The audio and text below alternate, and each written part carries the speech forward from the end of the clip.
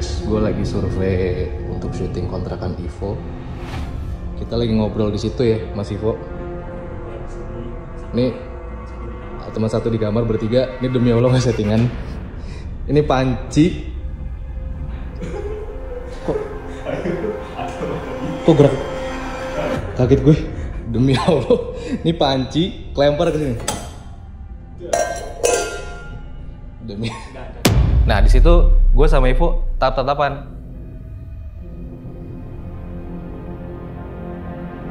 Yang gue bikin percaya banget dia itu nggak bohong, dia itu beneran. Dari kakinya Ivo sampai tangannya begini. Sumpah, aku mau berangkat kerja malah kamu ini, terus dibawa nih, ular anjir. Tuh ini ada lagi, kalah jengking, gila diserang banyak banget. Yang iramnya tuh kenapa jadi banyak hewan berbahaya ya di kontrakan saya gitu kan. Yang awalnya cuma mistis-mistis tapi kok malah jadi kurang nyaman gara-gara hewan yang berbahaya gitu bang.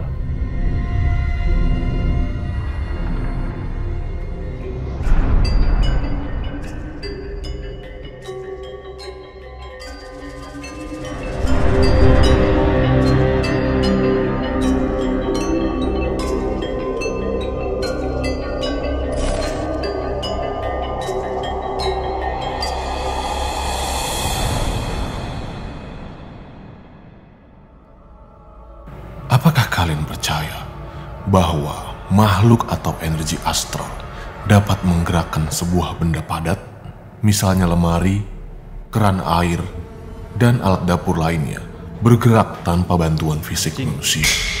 Mungkin ada yang bilang itu ilusi atau omong kosong belaka. Tapi kali ini kita coba membuktikannya di kontrakan Walang Sangit.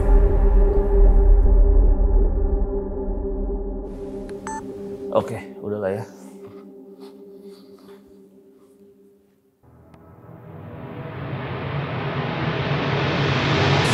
Jadi guys, akhirnya yang ditunggu-tunggu tiba juga. Kontrakan Walang Sangit. Setelah lebih dari 30.000 komen, lu bayangin tuh. Tiap hari gue diteror. Di YouTube, di IG, di TikTok gue diteror. Bang, mana kontrakan Ivo? Bahkan nih, ada yang komen kayak begini.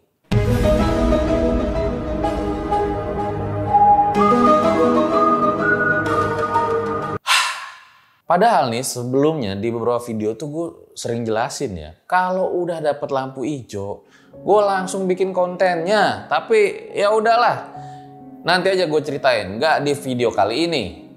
Nah, gue justru pengen cerita. Entah kenapa, sebelum berangkat ke kontrakan Walang Sangit, gua sama nyokap gua itu mimpi buruk. Gua mimpi buruknya itu cukup parah, bahkan pas gua syuting ini gua masih ingat. Tapi gua gak mau ceritain. Nah, nyokap gua mimpi buruknya pas gua mau jalan ke kontrakan Ivo. Jadi dia kayak mimpi dikejar-kejar sama setan. Pas banget gitu momennya. Kebetulan kah atau apa? Tapi gue masih positive thinking aja guys. Nah kalau menurut lu pada kira-kira nih, pas gue nanti nginep sendirian di kontrakan Ivo, bakal ngalamin hal yang lebih parah sama kayak Ivo, atau malah sebaliknya? Dimana memang bisa jadi ada sages juga nih. Karena kemarin ada kejadian, si Ivan kan udah kesana duluan. Sama ada satu kru RJL. Nah di situ dia katanya ditimpuk sama panci. Well, kayak gimana videonya? Ikutin terus sampai habis.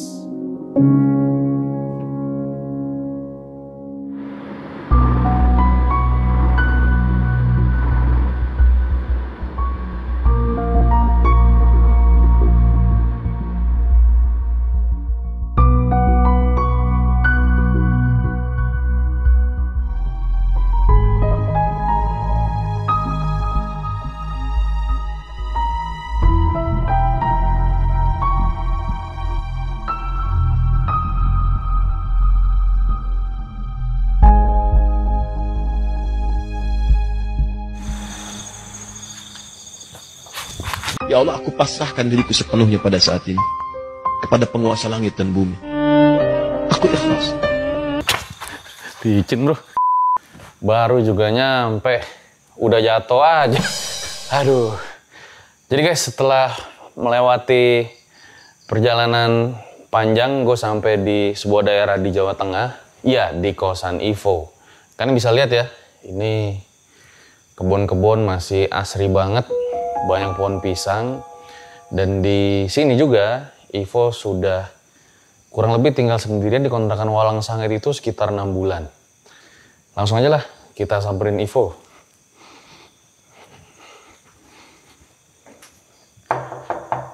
Assalamualaikum. Ya, waalaikumsalam. Bang Fajar. Akhirnya, apa kabar? Baik-baik. Ini yang ditunggu-tunggu nih guys, ya. Jadi kita berdua nih udah kayak buron. Bahkan gue pernah pas kemarin lagi taraweh, imamnya kan udah Allahu Akbar tuh. Iya. Nah gue baru parkir, gue keluar, tukang parkirnya ngomong apa? Mana bang kontrakan Ivo, buset. Aduh lo, gue mau ngejar sholat. Nah, jadi saya juga tuh sempat jadi buron ya Bang, setelah upload TikTok. Komen pertama tuh pasti, Bang Fajar mana nih? Kok nggak datang-datang? Huak ya pasti. Enggak kok, gitu. Ya nantilah kita bahas masalah itu. Dan guys, gue dengar katanya si Ivo saking takutnya sekarang, dia nggak tinggal di sini, tidurnya di masjid. Gimana tuh ceritanya, Vo? Sambil ke dalam kali kita ngobrol-ngobrol ya. Oke, boleh. Oke, ayo guys. Yuk.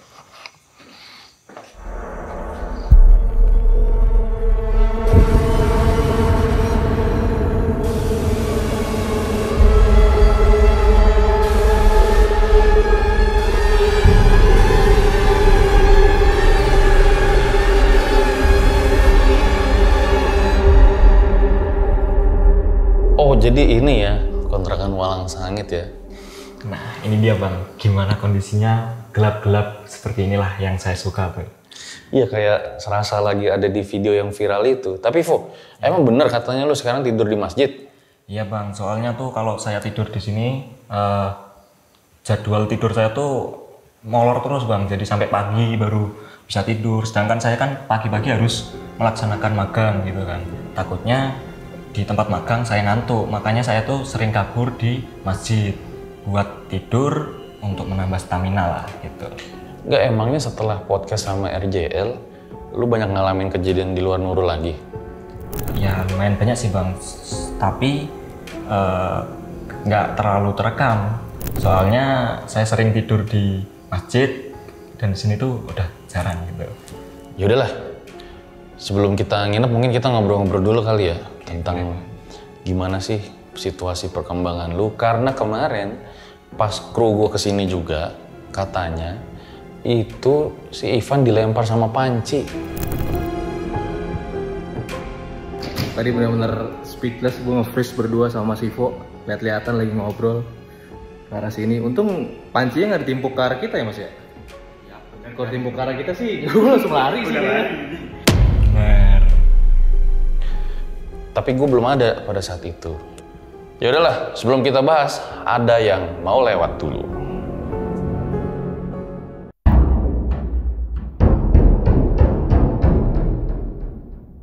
Ya jadi guys, sebelum gua nginep nih, ternyata dua orang ini punya kejadian yang dia pengen ceritain. Kayaknya sih pengen nakut-nakutin gue doang.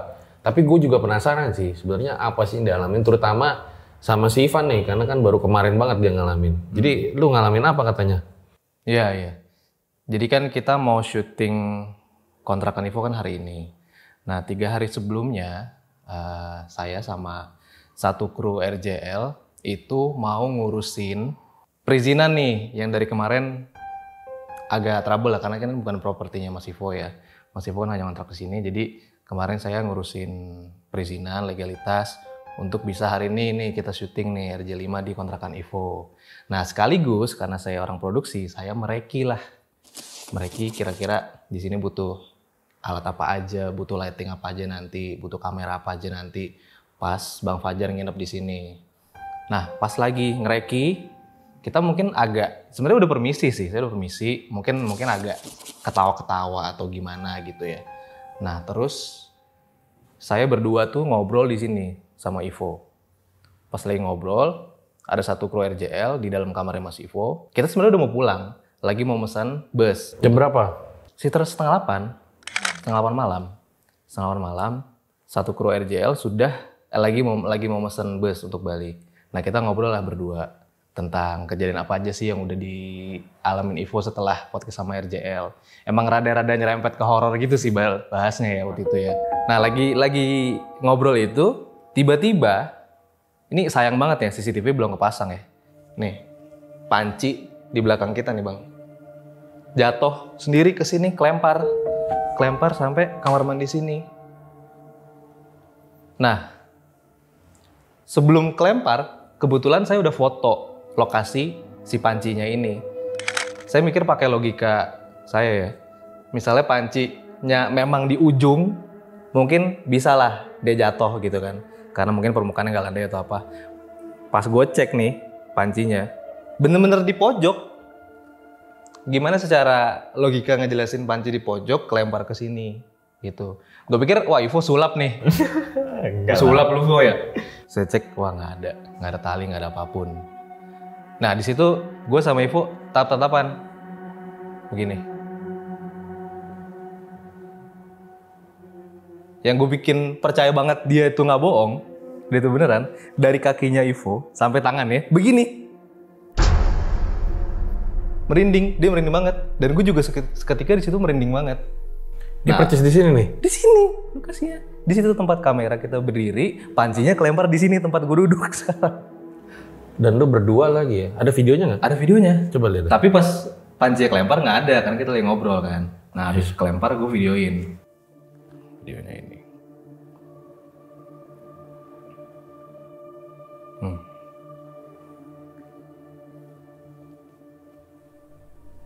Guys, gue lagi survei untuk syuting kontrakan Ivo. Kita lagi ngobrol di situ ya, Mas Ivo. Ini teman satu di kamar bertiga. Ini demi Allah nggak settingan. Ini panci. Kok gerak? Nah, kaget gue. Ini lucu nih. Pas saya mau ngerekam itu, kayak ini gerak sendiri dispenser ya. Demi Allah, ini panci kelempar ke sini. Demi nggak ada tali, sumpah. Dan nggak ada tokek. Sumpah nih nggak gimmick. Wah nih, ini Bang Fajar nginep sih. Kayaknya seru sih. Ditunggu ya. Sumpah nih parah. Ini baru baru setengah 8. Gimana jam 1 pagi ini apa yang kelempar nih nggak tahu saya. Tapi saya videoin kemarin udah dibalikin lagi, jadi kayak reka ulang gitu. Nah yang bikin ngeri pas tadi lagi ngevideoin. Kalau dispenser ada isinya tau gak bang? Kayak blubub, kayak getar gitu kan. Nah itu kayak gitu. Makanya pas jalan nge-freeze dikit, belok ke kiri. Si dispenser yang ini nih, kayak agak gerak dikit. Makanya tadi kan pas jalan sempet ke kiri dikit. Itu udah agak gerak dikit, habis itu baru ke panci. Yang lo rasa apa pada saat itu posisinya? Yang aku rasa di situ tuh kerasa gemeter, ketakutan, bulu merinding semua. Tapi dalam hati tuh aku bilang asik nih. Pas banget momennya ada tim RJL, jadi nggak perlu buktiin lagi gitu loh. Gitu. Tapi lu nggak lihat pas pancinya terbang, nggak lihat ya? Nggak lihat, soalnya aku lagi depan-depanan sama Mas Ivan. Jadi suaranya doang sama pas pancinya udah jatuh. Suaranya kenceng banget kayak dibanting. Bener kayak dibanting. Tapi sebelumnya udah pernah ada panci lompat gitu? Oh sering, bahkan yang di podcast yang awal dulu sering terdengar jatuh sendiri, tang gitu. Kan di podcast yang dulu juga aku tunjukin videonya juga tuh. Gitu. Gimana, udah mulai ngedon belum? Lumayan. Ya udahlah, berarti kejadian itu doang yang lo alamin kemarin ya, ya, itu pas aja. lagi survei sama bermalam Dan di sini. memang di area sini tuh nggak tahu ya, saya ngerasa emang agak lebih merinding aja gitu di daerah dari WC sampai belakang ini. Dan pas dilemparin itu kepikiran saya sampai 3 hari itu. Sampai 3 malam benar-benar kepikiran. Dan dia juga udah nakut-nakutin gua pas kemarin OTW Jakarta. Wah gila, panci terbang sendiri kata dia. Cuman kayak gua pikirin panci bisa terbang sendiri gimana maksudnya. Nanti gua baru denger lengkapnya di sini gitu. Karena kemarin kan kru RJL juga rame katanya. Terbang gimana gitu. Ya udahlah kalau gitu. Makasih ya. Karena si Ivo nih banyak kejadian horor katanya setelah podcast RJL. Gue nggak tahu dia mau nakut-nakutin gue apa gimana. Nah si Ivan juga mungkin mau siap-siap peralatan-peralatan dulu ya. Mau Oke, kalau biar gitu. cepet gue bisa nginep. Siap, dilanjut. Sip.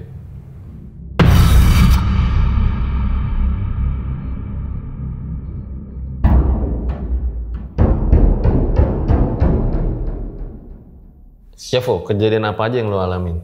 Nah, ternyata setelah saya pulang dari kantor RJL Jakarta ke Jawa Tengah itu ternyata masih banyak kejadian yang nggak masuk akal lah bagi saya. Nah, pas awal balik dari kantor RJL tuh saya benar-benar capek soalnya perjalanan jauh. Mungkin malam itu saya langsung tidur. Nah, pada waktu saya tidur tuh saya nggak ngerti kejadian apa aja yang di luar yang terjadi gitu. Nah, pas waktu saya bangun pagi-pagi, emang nggak ada kejadian apa-apa sih.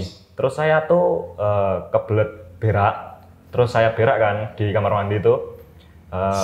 Ternyata saya baru nyadar, di depan saya ini kok ada kayak sisik ya, tapi nggak tahu sisik apa gitu bang. Terus saya rekam lah, mumpung saya itu kan berak bawa handphone gitu kan. Saya rekam, ini sisik apa ya? Tak cek.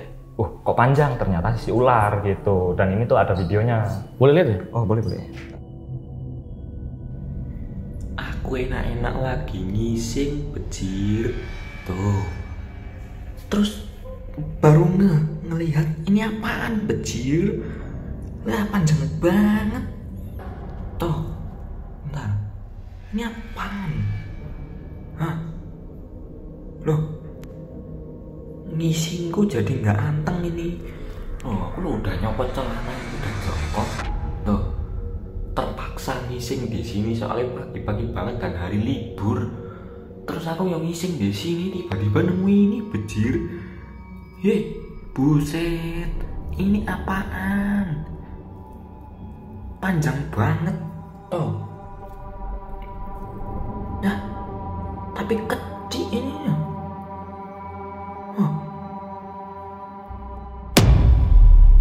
Iya, kayak kulit ular ya?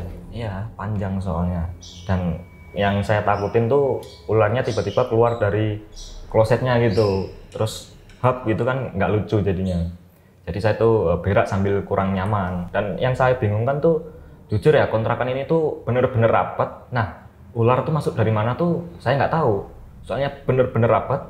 Dan saya juga kurang ngerti jenis ular apa yang masuk dalam kamar mandi gitu.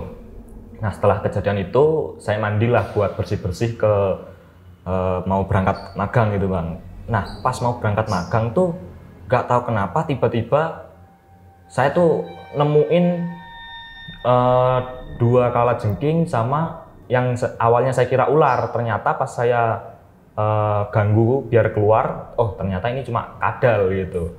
Nah yang herannya tuh kenapa jadi banyak hewan berbahaya ya di kontrakan saya gitu kan, yang awalnya cuma mistis-mistis tapi kok malah jadi kurang nyaman gara-gara hewan yang berbahaya gitu bang. Dan ini aku sempat ngabadiin momen kok ada kalajengking gitu.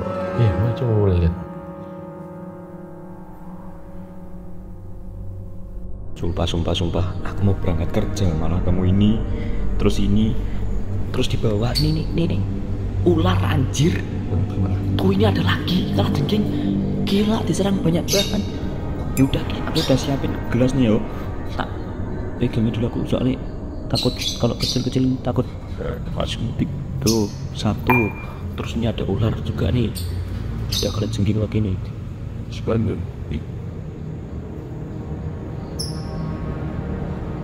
Ini ular nih.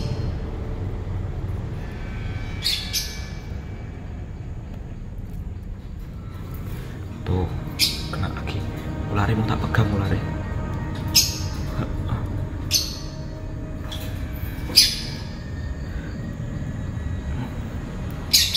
Kena lagi. Ini cacing. Ini lo ular. Gila.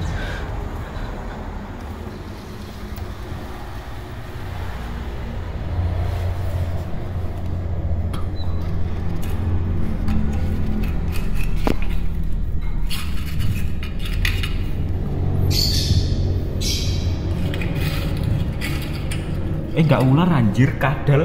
Kok kira ular?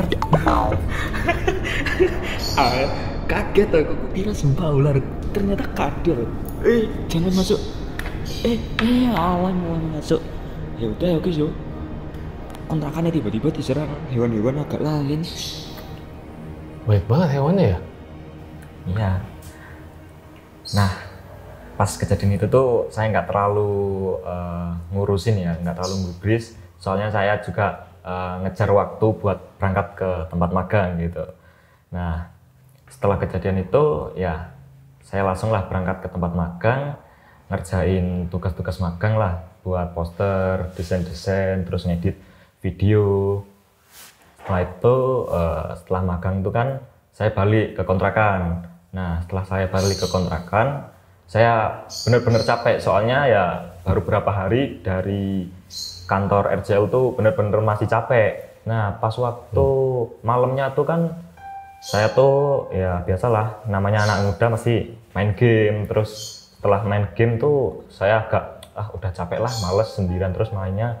Nah, setelah main sendirian capek, kemudian saya scroll TikTok. Ternyata saya ketiduran. Nah, pas saya ketiduran tuh tiba-tiba jam berapa ya? Jam 12:30-an kalau nggak satu, bangun lagi. Pas bangun itu aku nggak bisa tidur, main HP lagi lah. Tiba-tiba di sampingku tuh kan ada kursi, terus di atas kursi tuh ada botol. Nah, jadi saya tuh di dalam kamar tuh nggak punya meja ya, jadi pakai kursi, atasnya ada botol. Dan tiba-tiba tuh botolnya nggak tahu kenapa bisa jatuh sendiri. Nah, pas waktu jatuh sendiri tuh, loh kok bisa ya jatuh sendiri nih? Cobalah aku naikin lagi ke atas kursi, terus sambil aku rekam, yuk cobalah jatuhin lagi gitu. Ternyata nggak dijatuhin sama sekali bang, gitu. Dan sayangnya videonya udah aku hapus, soalnya nggak ada pergerakan dari setan-setan yang ada di sini lah. Dan saya kurang tahu setan apa yang sedang ganggu saya di sini tuh. Nah, setelah kejadian botol itu botol apa ya? Botol aqua besar bang.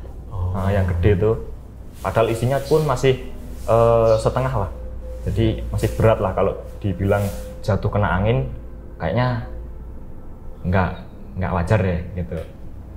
Nah, jadi setelah kejadian botol itu kan, saya agak kaget dan merasa kayak bingung gitu.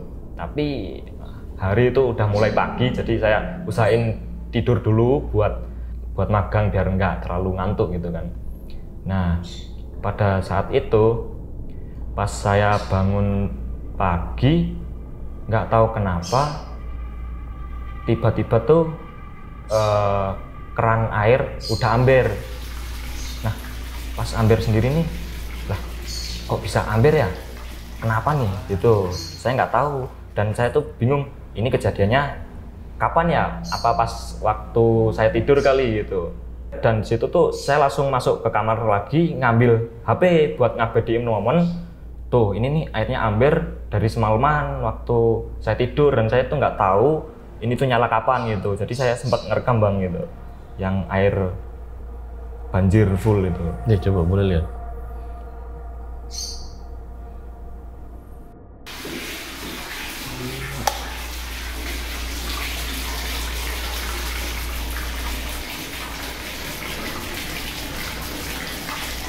Banjir, pagi-pagi udah banjir kayak gini. Habis berapa liter ya?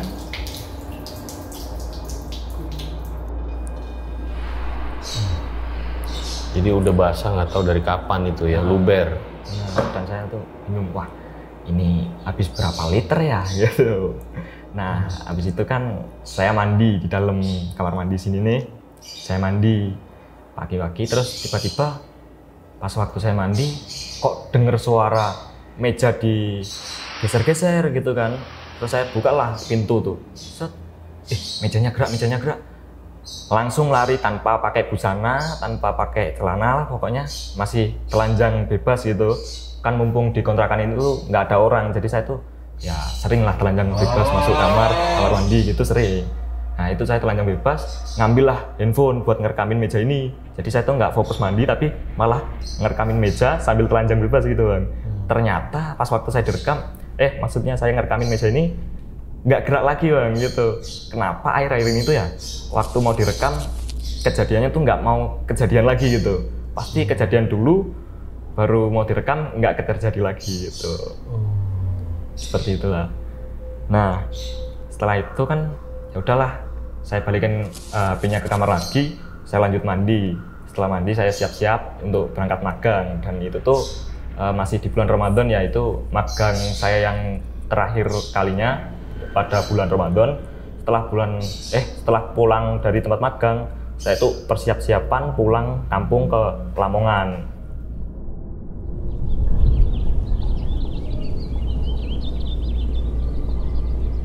Nah, pas waktu di Lamongan ini kan saya sempat live gitu kan, dan banyak yang nyaranin bahwa hewan-hewan apa gitu bang, seperti kucing atau burung gitu.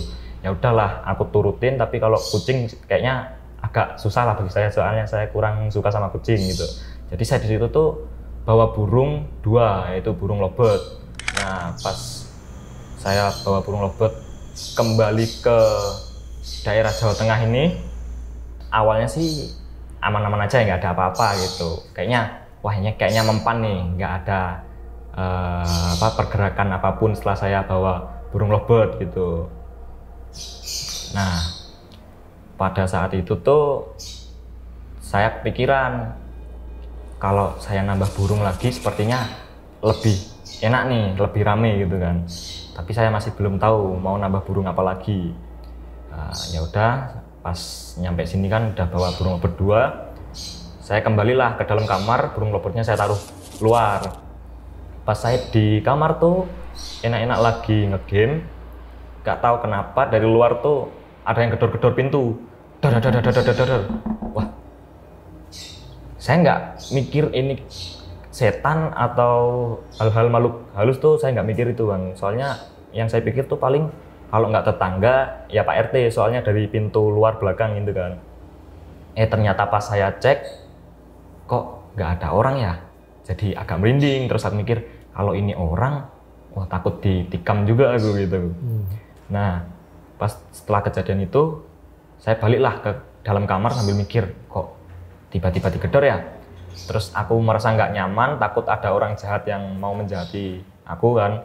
Terus saya berangkatlah ke masjid buat tidur di masjid. Nah setelah saya tidur di masjid, paginya saya balik ke kontrakan.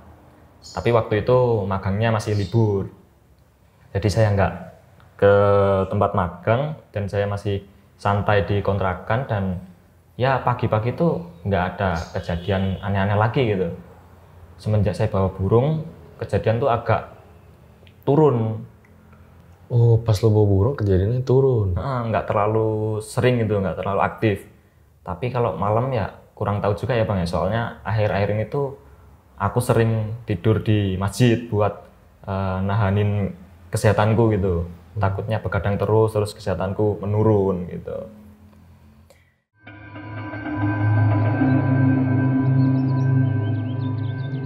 Nah pada hari selanjutnya nih udah mulai masuk magang lagi bang. Jadi pas waktu di tempat magang saya iseng lah buka Facebook, nyari-nyari burung apa ya yang cocok buat nambahin keramaian di kontrakan yang agak mistis ini gitu.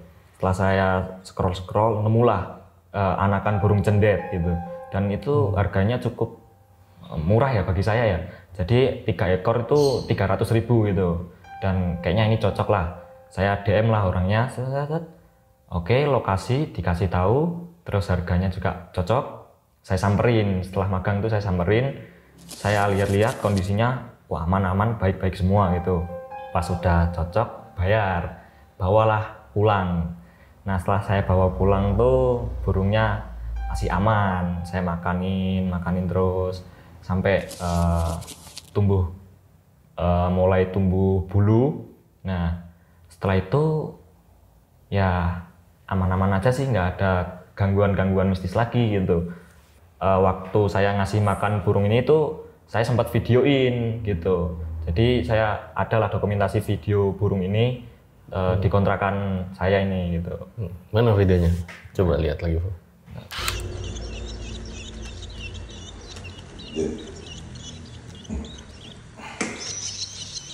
Lucu juga ya, tapi masih anak-anak gitu ya. Masih kecil, masih nyuapin sama jangkrik juga gitu. Nah, nggak tahu berapa minggu kemudian tuh udah mulai mau terbang. Tiba-tiba adalah masalah sedikit pada burungnya gitu. Nah, burung ini tuh saya kaget, kok bisa ya dari ketiga burung ini tuh tiba-tiba kakinya patah semua bang, dan patahnya tuh nggak masuk akal sama sekali, hancur. Kaki tuh ini kan lurus, nah ini tuh bengkok jadi dua, jadi berapa gitu, tapi nggak sampai putus tuh nggak, tapi patahnya parah banget gitu. Nah, yang aku pikir ini ulah makhluk yang ada di sini atau kena penyakit, tapi kalau kena penyakit pasti cuma 1 atau 2 gitu kan. Nah ini tuh semuanya gitu bang. Jadi semua kaki burungnya patah. Aku di situ merasa kasihan, ya langsung lah saya kasih penyangga tulang biar kembali lurus lagi. Nah saya itu sempat ngobatin pakai sedotan, mumpung pas buat di lubang kakinya gitu. Saya masukin sedotan biar kakinya lurus lagi, terus saya solasi biar aman. Pakai sedotan maksudnya gimana? Kan ini semisal kaki burung ya bang ya, ini tuh dimasukin sedotan biar lurus gitu. Soalnya kalau pakai kayu takut lepas, jadi lebih efektif pakai sedotan gitu. Soalnya saya nonton di YouTube juga kalau ngelurusin tulang tuh lebih pakai sedotan enaknya gitu kalau buat burung. Nah, nggak tahu berapa hari kemudian saya agak nyesel banget bang, nyesel banget.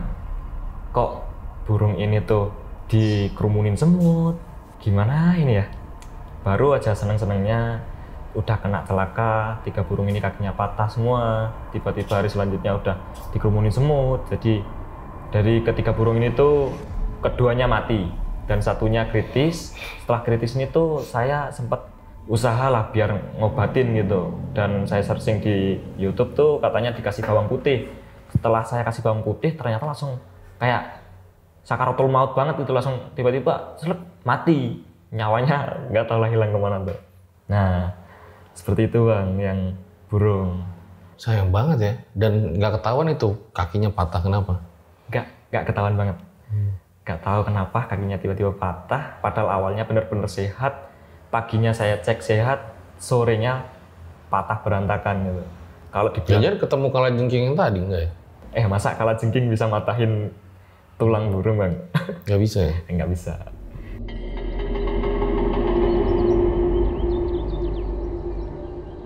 Nah di hari selanjutnya tuh saya tiba-tiba di chat di WhatsApp dari tim RJL yang awalnya tuh 1 orang yang ngechat, tiba-tiba jadi 2, jadi 3, jadi 4, sampai 5 orang yang ngechat. Nggak tahu nih, kayaknya saya diserbu netizen, jadi tim RJL juga agak bingung ya pasti. Meanwhile, in our universe.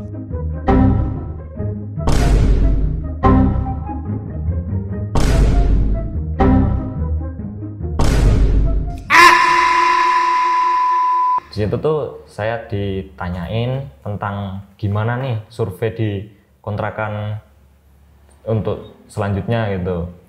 Ya saya masih minta izin lah ke pemiliknya. Di situ tuh jujur saya bingung banget, soalnya pemiliknya tuh agak susah buat diajak kompromi untuk ditempatin tim RJL. Di situ saya usaha banget dan saya tuh nggak bisa dapetin hati pemiliknya gitu. Terus ada ide bagus dari tim RJL, kayaknya tim RJL ini nurunin 1 orang, yaitu Mas Rifki. Jadi Mas Rifki ini tuh tiba-tiba banget ngechat saya, "Mas, saya lagi di Jawa Tengah nih," gitu. "Hah, kok Mas Rifki di Jawa Tengah?" gitu. Terus ya udahlah, saya ajak ke tempat kopian yang saya kenal dari TikTok. Tempat kopian itu saya kenal dari TikTok, yaitu pemiliknya Mas Rama. Jadi kita bertiga tuh ketemuan di kedai kopian itu. Kita berbincang-bincang, ngomong-ngomongin tentang kontrakan ini. Tiba-tiba Mas Rifki tuh bilang, "Gimana kalau malam ini kita bertiga langsung cek di kontrakan ini aja," gitu. Terus di situ aku tuh agak bingung. Aduh, gimana ya Mas Rifki ini nggak bawa helm lagi, terus jaraknya dari kontrakan pun lumayan jauh, mungkin sekitar hampir 1 jaman lah gitu. Takutnya kan ditilang polisi gitu. Tapi untung banget Mas Rama punya temen yang bawa helm, jadi Mas Rifki ini dipinjemin helm sama Mas Rama. Setelah itu kita bertiga berangkatlah ke kontrakan Walang Sangit ini. Nah, pas sampai di kontrakan Walang Sangit ini itu saya bertiga tuh masuk dari depan. Pas saya masuk dari depan, nggak lama kemudian, mungkin di dalam agak sumuk, kita bertiga keluar ke belakang sambil ngobrolin tentang hal-hal mistis yang pernah kita alamin semua gitu. Kita ngobrolin, tiba-tiba nggak lama kemudian tuh dari kejauhan kita bertiga mendengar suara gamelan sinden-sinden gimana tuh. Dari kejauhan banget tuh samar-samar ada suara gamelan sinden. Tapi Mas Rifki sama Mas Rama menguatkan saya kalau itu mungkin suara gamelan dari tetangga yang jauh gitu. Tapi ya saya masih iyain aja lah, ya nggak apa-apa gitu. Nah, habis itu setelah kita bertiga mendengar suara gamelan dari jauhan, tiba-tiba Mas Rama nih melihat sesosok hitam sekelibatan set. Itu tuh di deket pohon nangka. Jadi tuh kita bertiga tuh nongkrong di belakang deket pohon nangka tinggi, terus ada pohon-pohon pisang juga. Nah, pas Mas Rama lihat itu tuh tiba-tiba Mas Rama nanya gini, tadi Mas Rifki sama Mas Sivo lihat bayangan sekelebatan nggak? Kita berdua jawab, enggak lihat apa-apa. Tapi 5 menit kemudian tuh kita bertiga tiba-tiba bulu kuduk nih merinding semua. Dan yang awalnya Mas Rifki duduknya agak berjauhan, tiba-tiba Mas Rifki ini agak takut, tiba-tiba mendekat gitu. Jadi orang bertiga ini ngumpul gitu. Setelah kita bertiga merinding semua, kita bertiga tuh langsung mengalihkan pembicaraan. Soalnya pembicaraan awal tuh kita membahas tentang horor-horor mistis-mistis gitu. Setelah kita merinding semua, kita ganti pembicaraan tentang pernikahan adat-adat gitulah. Nah, sampai kita bicara tuh sampai jam 1:30 malam. Kayaknya Mas Rama sama Mas Rifki udah mulai ngantuk. Ya, akhirnya mereka berdua pamit untuk balik ke tempat masing-masing gitu. Hari selanjutnya, waktu saya mau berangkat magang, saya tuh sempat dengar kayak ada suara orang nangis. Cuma saya nggak tahu ini lokasinya dari mana, apa jangan-jangan tetangga. Soalnya kan udah pagi gitu mau berangkat magang, tapi saya dengar suara nangis gitu. Tapi pas waktu saya cek keluar, terus ke samping-samping, itu nggak ada suara orang nangis lagi gitu. Terus ya udahlah, saya masa bodoh, langsung berangkat aja ke tempat magang. Setelah saya magang di kesorean hari, saya balik ke kontrakan lagi. Nah, waktu saya buka pintu tuh, lemari piring yang ada di belakang saya ini tiba-tiba tuh buka dengan sendirinya. Nah, di situ saya gercep langsung mau ngambil HP, saya rekamin lah. Pas waktu saya rekamin, kok nggak gerak lagi nih, nggak buka-buka nutup lagi nih. Kenapa nih, saya tanya, kok nggak mau direkamin lagi, beda sama yang awal-awal dulu gitu kan.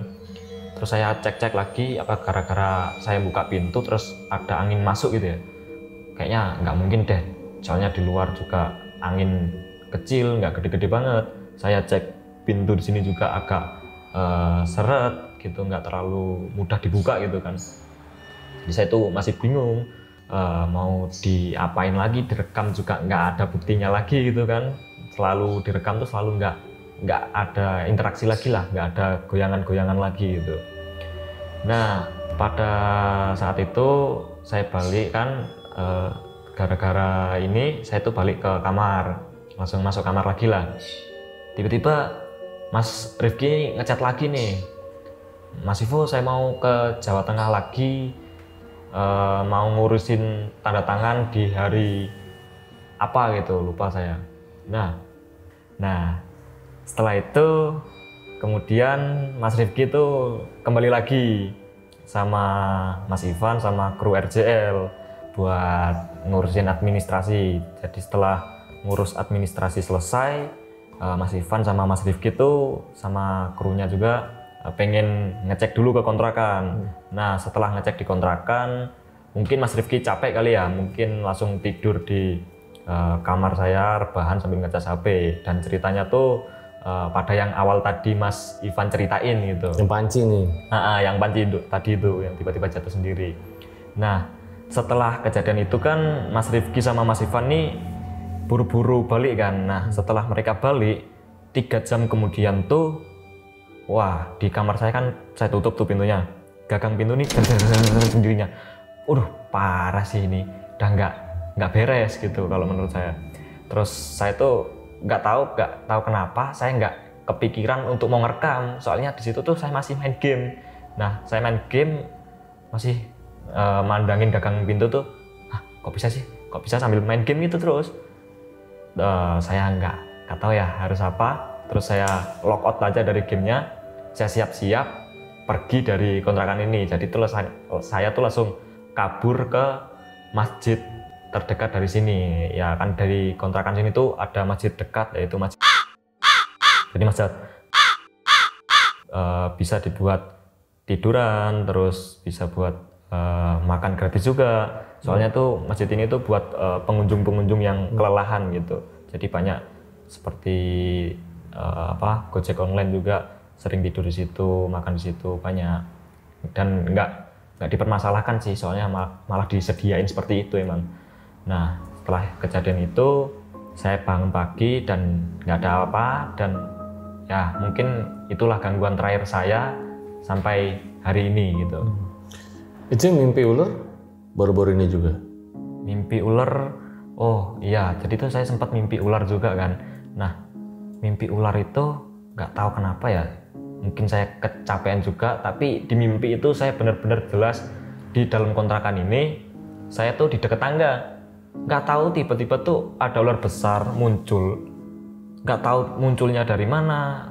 Besarnya tuh lebih besar ular itu daripada saya, langsung ngelilit saya.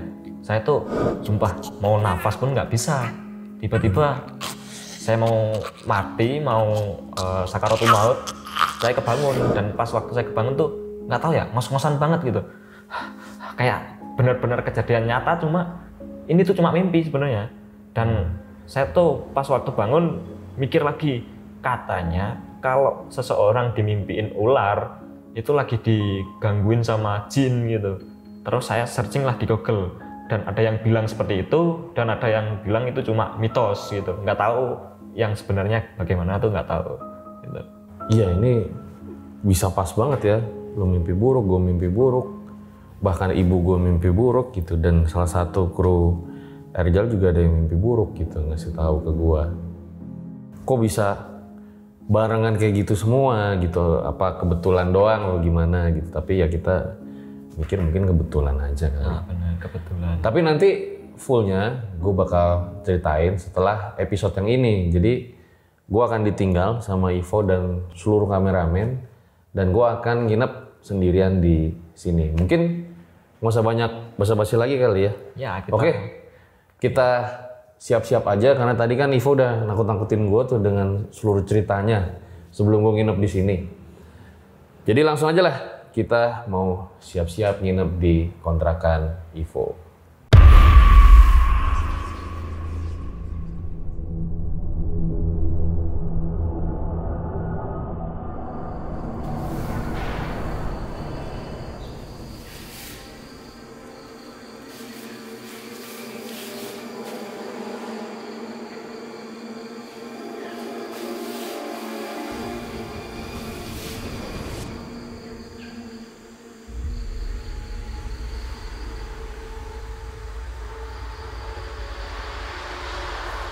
Jujur, dari semua part yang ada sampai sekarang, yang paling serem itu pas tadi gue sholat.